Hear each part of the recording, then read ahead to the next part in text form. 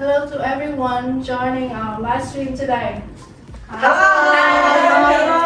We are thrilled to officially kick off AYTF Residency 2025, a collaborative theater journey filled with connection, discovery, humanity, and the theme the right to be human. Yes. Today we will be joined by two wonderful representatives from this year's organizing partner. Please welcome Claire and Mickey and I, representative from BUT Theatre Singapore, the founding organization of AYTF. Yeah. And Charlie Valerie, representative from the TồLô Puppet Theatre, Việt Nam, this year host organization, and I am Chương, co-founder of Direction, the media partner of this year program.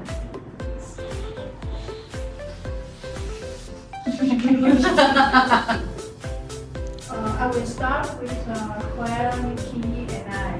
Okay. Why did BUT Theatre initiate this regional art residency program? So I think the entire festival came about because BUT's theatre had started to travel overseas, and we started to see the value of theatre in Asia. And actually, because we're based in Singapore, although we're like a gateway to the rest of Asia, as artists in Asia, particularly those representing youth, the youth didn't have as much experience or exposure to artists from the region. So we wanted to build a network to bring everybody together, to unite each other so people understood the differences but also the similarities, and people could expand their own networks to support the performing arts. So that's why we started. So we started originally with a festival, and then that through the festival everybody recognized that actually there was so much value in learning about different art forms. So we decided to travel to each country within ASEAN to learn from ASEAN, so the ASEAN members plus our other Asian friends coming together to learn different art forms. So we're here in Vietnam to learn about puppetry and to, well, specifically Vietnamese puppetry and the style, because puppetry is global, but each country has its own style, and we want to know all about Vietnam, and we want to know what the uniqueness of Vietnam is, so that our collaborators can also utilize some of the skills and techniques, and also appreciation and understanding of the culture, and maybe align it with their own, so we become stronger as Asian partners. So I have a question for you. Have you ever done a puppet show or puppet play before? Actually, Nikki just just recently I directed a performance for BUT's Theatre in Singapore. It's for ACM, so Asian Civilization Museum. So we did a show for children, and when I read the script, I was like, there are many characters in this play. How should I do it? And then, we should use puppets. And so we asked help from our youth members in BUT's youth theater program. So they made this puppets out of socks, which are wonderful, and the kids love it. So yes, I've done puppet shows. I worked with Finger Players, which is one of Singapore's leading puppet theatres, and I've been in a couple of their shows. So it was almost a 3-hour epic where I had to learn through them how to work with puppets, and it was one of the most enriching experiences of my life, I have to say. Yeah, how about you? Yeah, of course. I used to done the puppetry, and also we have a different type of puppet in that time, and we used to like work as for children. And in that show, we have a sock puppet as well, and we do the workshop how to do the sock puppet to the children. And also we have a big puppetry that like put the what is called like another performer on the shoulder and like do the puppetry as well. And another thing that quite interesting for me is about when we do a puppet show, we don't do only puppetry, but we do like mask. We apply to mask puppetry, and sometimes it's also shadow puppet as well. Yeah. And the fun thing for me, my experiences is about, it's not just about the children, because I used to do the theater, mass theater and puppetry in a protest. Protest, And to talk about the storytelling as well. In actual fact, one of the reasons, or rather how we're tying puppetry in this year, is with mental health.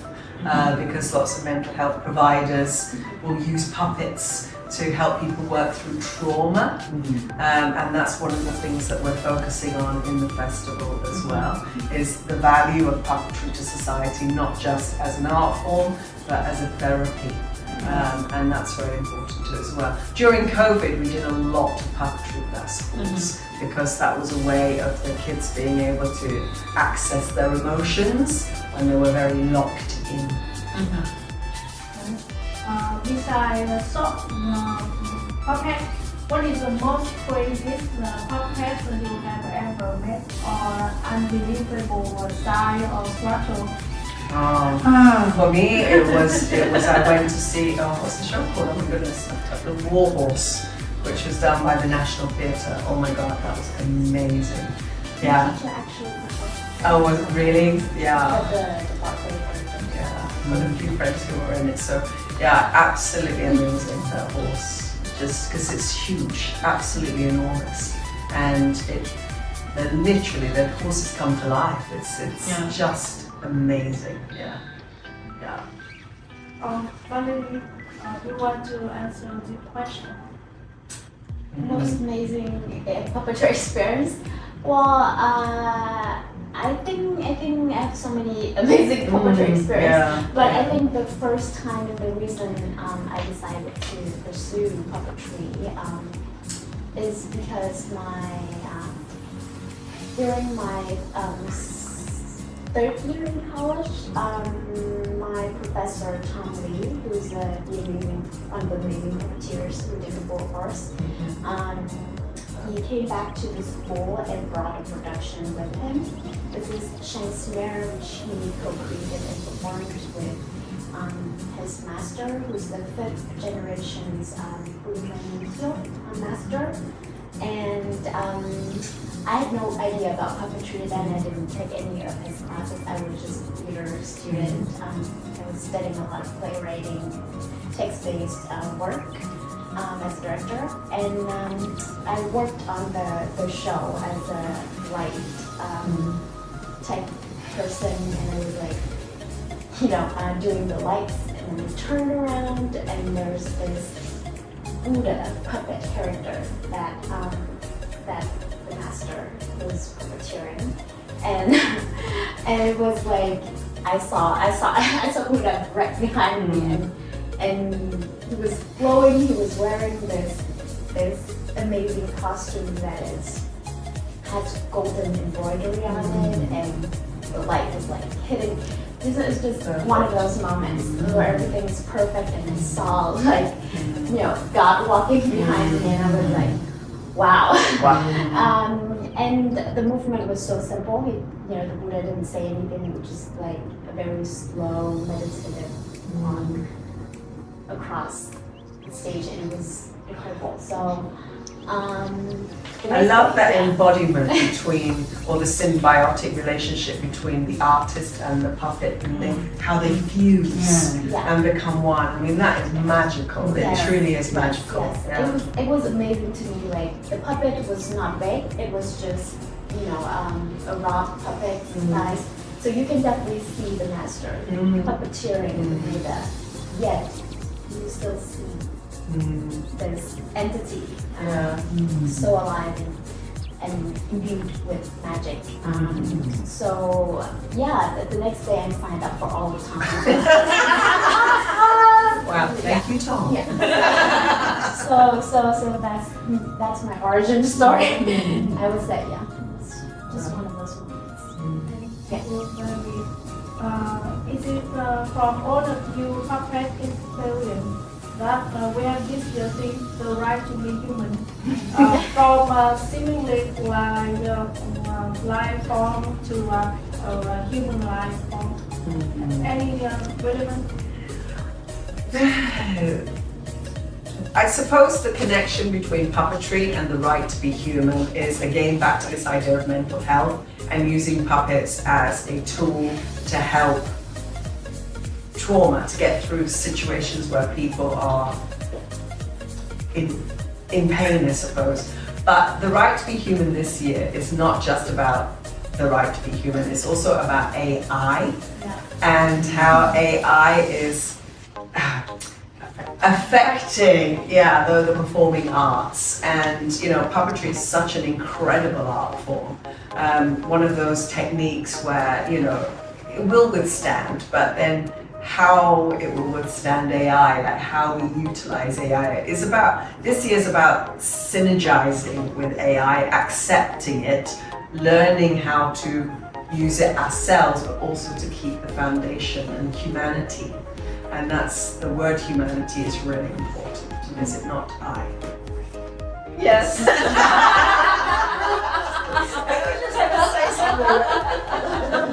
What does the right to be human mean to you?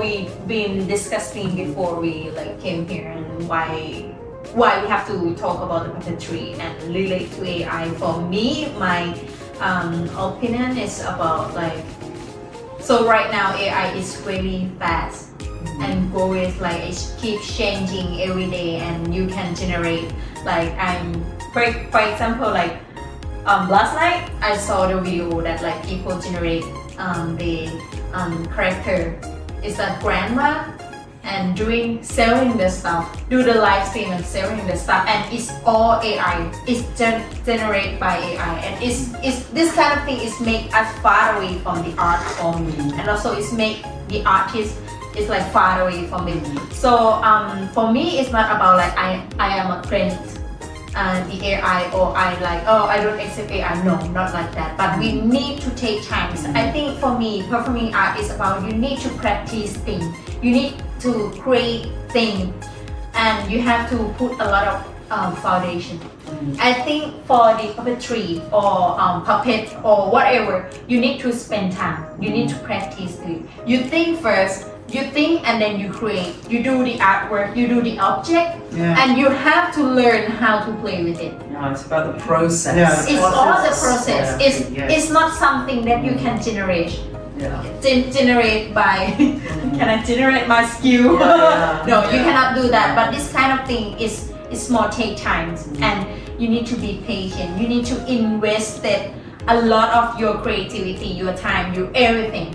And that's why I think during the world that keep running and new technologies coming, we cannot say no to it, but we know how to put the foundation that we have a pack and strong foundation and go into it, and you know how to play with it in the future.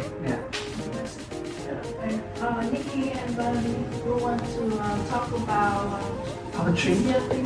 This year's theme, the right to be human. Because we were talking about it last year, and we actually asked, when we were thinking about the theme for this year, we actually asked a friend who is Mark Nisela from Malaysia, who I work with for the Open Stage program also. And then he came up with this idea of AI, but we resisted. First of all, we were very resistant. We also looked into human rights, and so because as artists, we want to, as I said a while ago, we want to be the constant reminder that despite the technology, the development of AI and everything, that we are here and to remind everyone that we need that connection.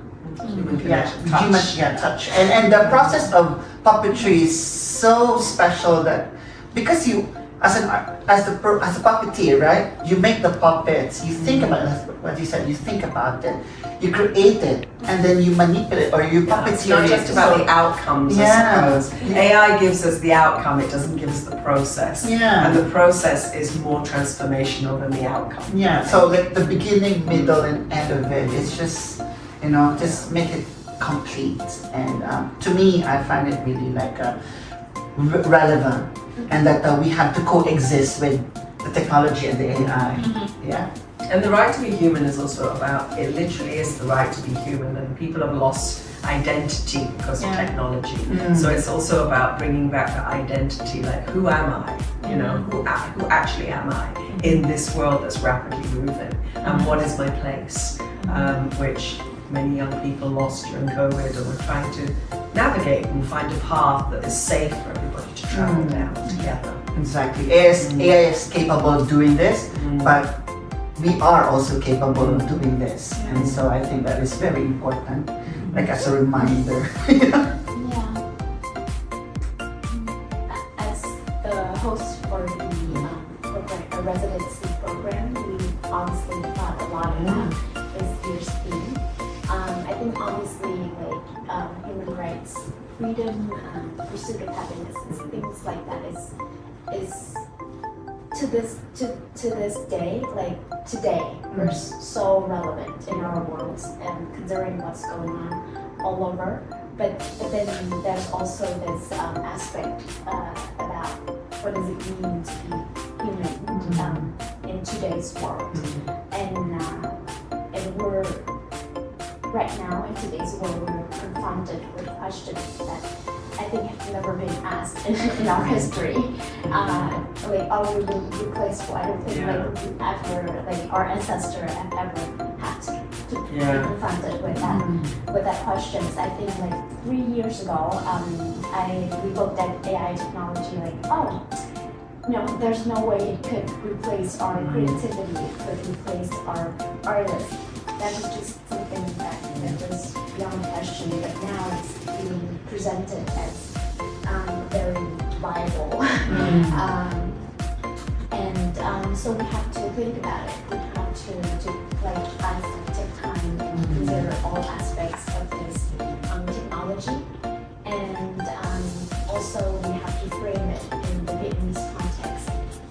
What is going on in Hanoi, in Vietnam, and what does that have to do with our traditional values and our history? So we put a lot of those questions into the programming, and with the other element of the residency, which is puppetry aspect. I think there's a lot of parallels between puppetry and AI and technology, just the non-human part of it. But I think puppetry is so different. For me, like puppetry doesn't take away the human part. Yeah. Puppetry is an extension of our humanity. We share our breath with the puppets. That's the first thing we do. We breathe with our puppets. Yeah. We breathe it together, and we expand our humanity to this inanimate object. But we also enhance its natural movement. We don't take away we work with materials. We understand how this material works. We don't subjugate the material or try to bend it to our will. So there's this symbiotic relationship between human and the external world. And I think is so important. And it only enhances our humanity. It does not take away from it. It does not mimic a lived experience, which is so different from what AI does, which is to take away from our ability, try to replicate it and duplicate. It creates patterns from our past and history and generate patterns, which is repetitive. And I think we have to consider also have to consider that AI comes from us. Yeah. You know? So it's They come learn from from us. us. Yeah, it's Yes. come from us, and Yes. that's And where it it's, ends. you Yeah. know, it reflects our patterns. Yes. Yes. Yes. Or, yes. So I think it's you know, we have the same standpoint as you guys. It's not about against AI. It's about taking this time and space to celebrate our humanity and to consider practices that is slow, that takes time, that requires practice, but also patience, and value something other than efficiency, because you know, we're constantly like overwhelmed with the need to be efficient to get things done, but which is why AI came in. It's so helpful, but there are other things that is important. Absolutely. Yeah. Do you want to talk about keywords like AI, recognizing identity, take time or wow? So what is the law and most looking for what most is the AYTF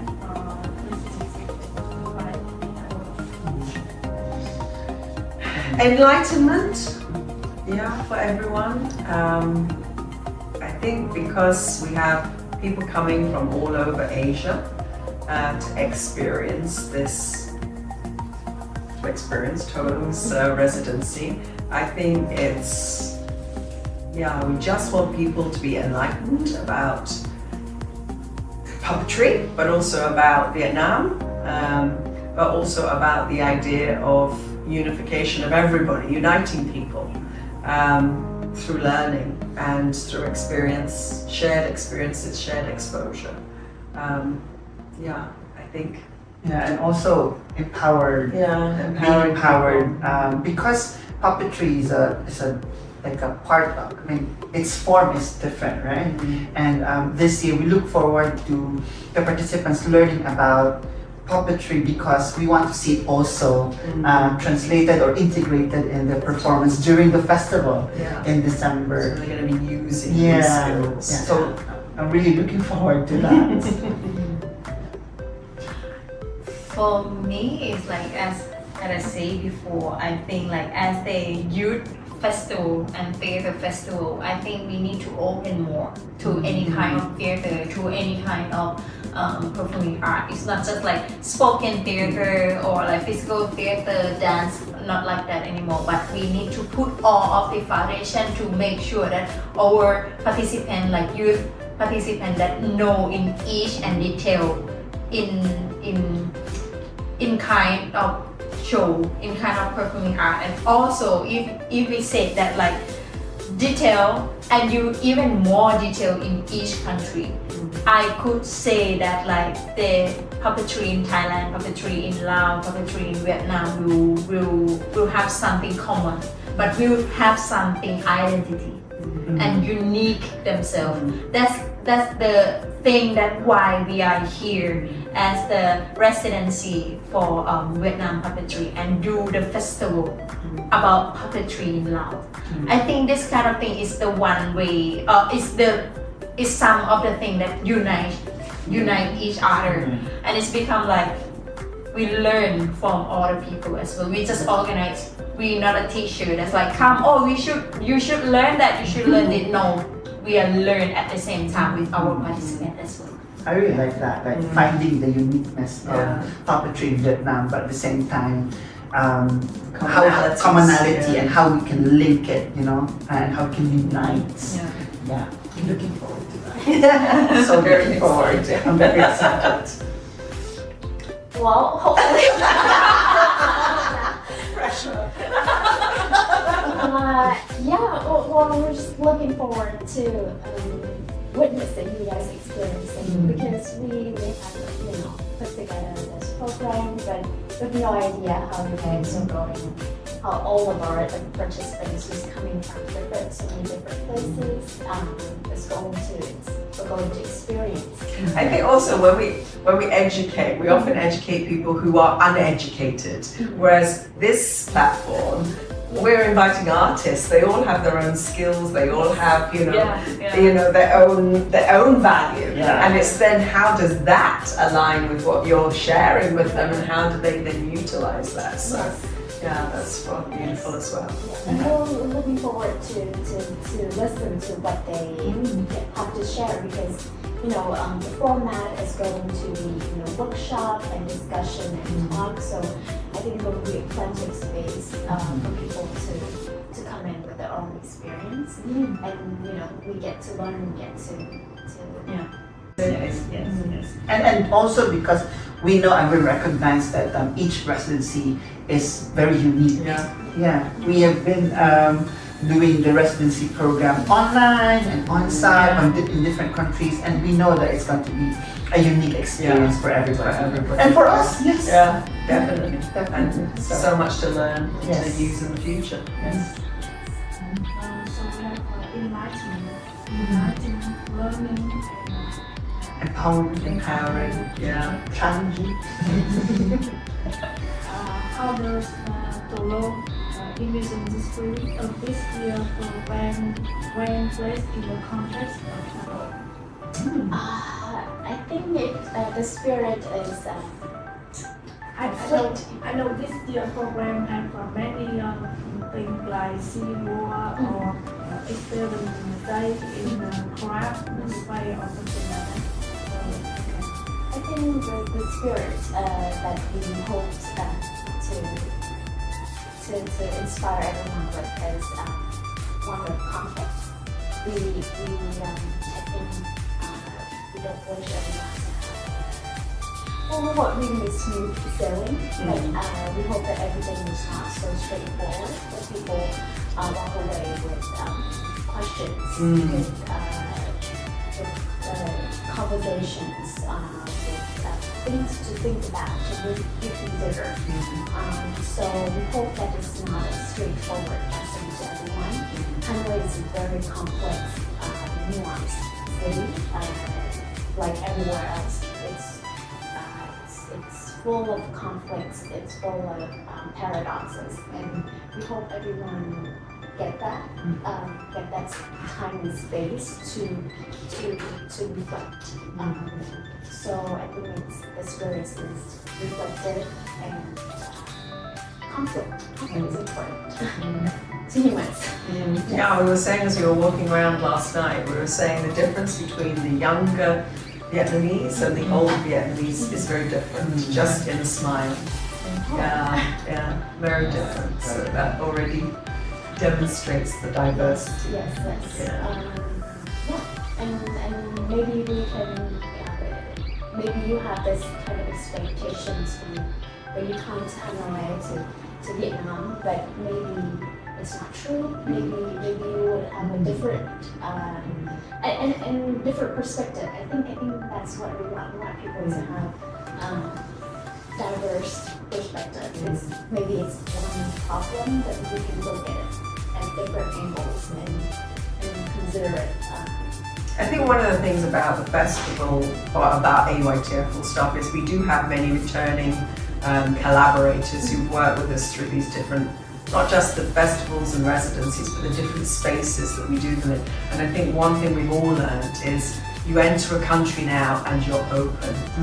You don't come with preconceived ideas, because it's never, ever, ever what you expect it to be.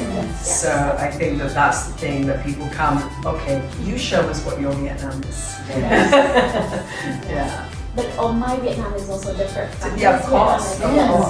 Which is why you have so many artists to share. But even then, I think we can only offer the things. Of course. Compassionate experience as well. So I think it's starting point. and we're very grateful for it. Yes. We're also like very excited because we have, you know, again, like a diverse group of people. We Yeah. have some people who have or very experienced in puppetry. Mhm. We have colleagues in puppetry coming over. But we also have people who I think have never experienced Yes. puppetry Yeah. Yeah. We do. before. Yes. Yeah. So that's exciting.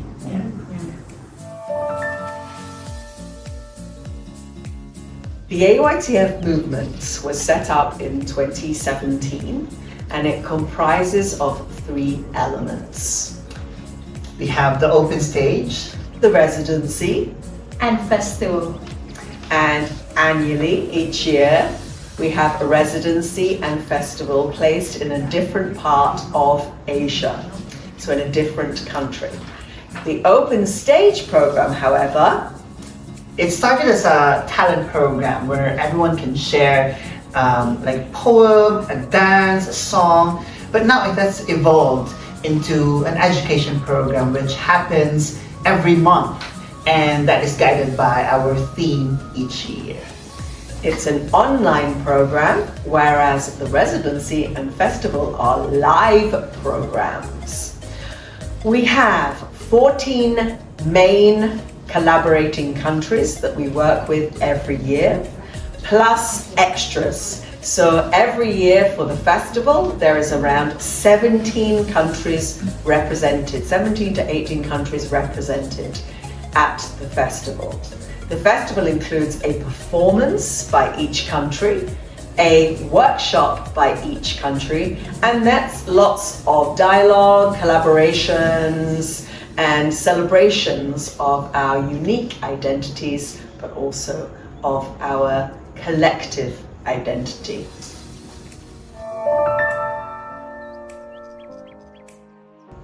Xin chào, Xin chào, mình là Kim Ngọc, mình là Trang Linh và bọn mình là đồng sáng lập của TồLô TồLô Puppet Puppet Theatre, sân khấu rối TồLô. Và năm nay sân khấu rối TồLô rất vinh dự được đăng cai làm chủ nhà host chương trình lưu trú AYTF Uniting Asia 2025. Xin chào mừng tất cả các bạn nghệ sĩ đến với Việt Nam. Welcome, welcome. A T F Are you ready?